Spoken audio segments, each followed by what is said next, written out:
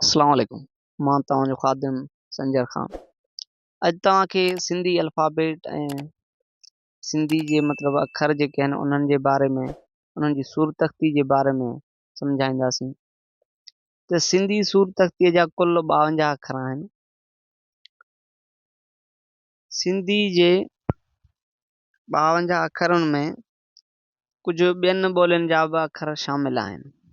उहे बि असां वाज़े कंदासीं त कहिड़ा कहिड़ा आहिनि। नंबर पहिरें निज सिंधीअ जा कुल 4 अखर आहिनि।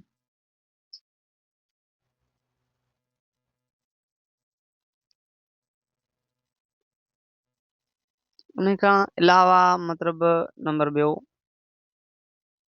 फ़ारसीअ जा कुल 3 अखर शामिल आहिनि सिंधी अल्फ़ाबेट में। उन खां पोइ टियों नंबर ते अरबीअ जा टोटल 29 अखर शामिल आहिनि। बाक़ी संस्कृत जेका हिंदी आहे उन जा 16 अखर शामिल आहिनि सिंधीअ में। सिंधीअ में टुॿकनि वारा अखर 34 आहिनि। उन्हनि में 20 टुॿका मथां आहिनि। बाक़ी 14 टुॿका वरी हेठां आहिनि।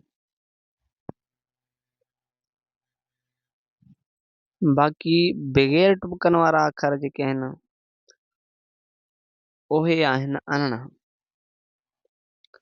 हाणे सिंधी ॿोलीअ में कुल 72 टुॿका आहिनि।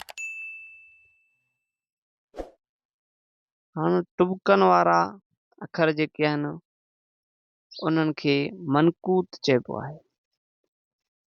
बाक़ी जेके बग़ैर टुॿकनि वारा अखर आहिनि उन्हनि खे गैर मनकूत चइबो आहे। ही सिंधी सूर तख़्ती जे बारे में असांजो वीडियो मुकमल थी वियो। उमेद तव्हांखे पसंदि ईंदो। Thank you so much.